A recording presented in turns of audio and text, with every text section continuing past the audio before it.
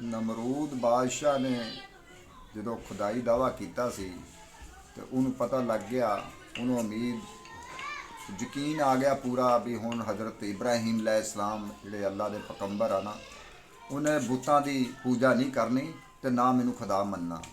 उन्होंने पूरा यकीन हो गया। तो उस वक्त उन्हें चिखिया जिहड़ी आ उन्होंने अग जिहड़ी आ ना पूरी दुनिया नूं कहा भी अग दा चिखिया तैयार करो। वो बालन इकट्ठा कर करके चिखिया तैयार की। बालन 6 महीने उन्होंने लग गए। इस तो बाद जो 6 महीने लग गए तो हजरत चिखिया उहदी कोले बनाए गए, चिखिया दे कोले बन गए। तो जो हजरत इब्राहिम अलैहिस्सलाम नूं गोशिए दे विच पाउणा शुरू किया तो वो गोशिए दे विच जिहड़ा पाउंदे आ तो वो मतलब जिहड़ा ना पैगंबर दा वजन इतना हुंदा कि वो गोशिए च नहीं पैंदा। 7 दिन हो गए। 7 दिन सारी जिहड़ी आ आवाम जिन्नी भी आ उहदी वो पाउणे शुरू उहदे हवारी जिहड़े आ उन्होंने पाया, पर हज़रत इब्राहिम अलैहिस्सलाम गोशिए च पै के ते अग च नहीं जा सके। अगर आखिरकार नमरूद जिहड़ा मजूस हो गया, उन्हें तो मजूस हो गया जो उदों शैतान उन्हें जिहड़ा मशवरा दिता नमरूद नूं कि मतलब जिहड़ा वा जे कवें तो मैं मतलब जिहड़ा इब्राहिम अलैहिस्सलाम नूं गोशे च पा सकना।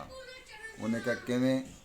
उन्हें कहा भी मशवरा दिता। उन्हें कहा भी तू जिहड़ी आ ना अपने मुल्क दियां अपनी वाम दियां औरतां जिहड़ियां ना इहदे अल्फ नंगा 4 चफेरे खड़ियां कर दे।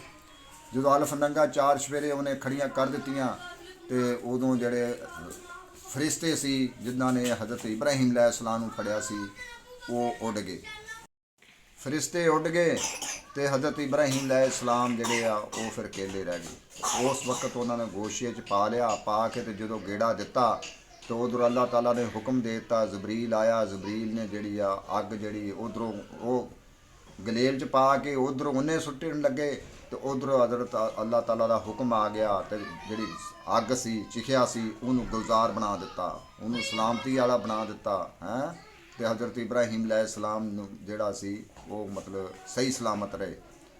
जिन्होंने अल्लाह ताला बचाए उन्होंने कौन मार सकता।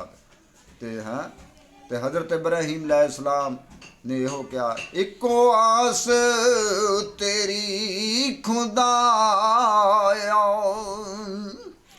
ते होर नहीं कुछ सुझदा।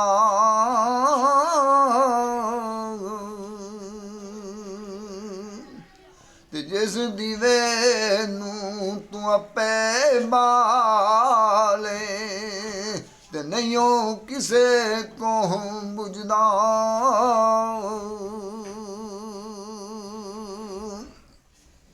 मुस्तफा जाने रहमत पे लाखों सलाम शमाए बज़ में हिदायत पे लाखों सलाम।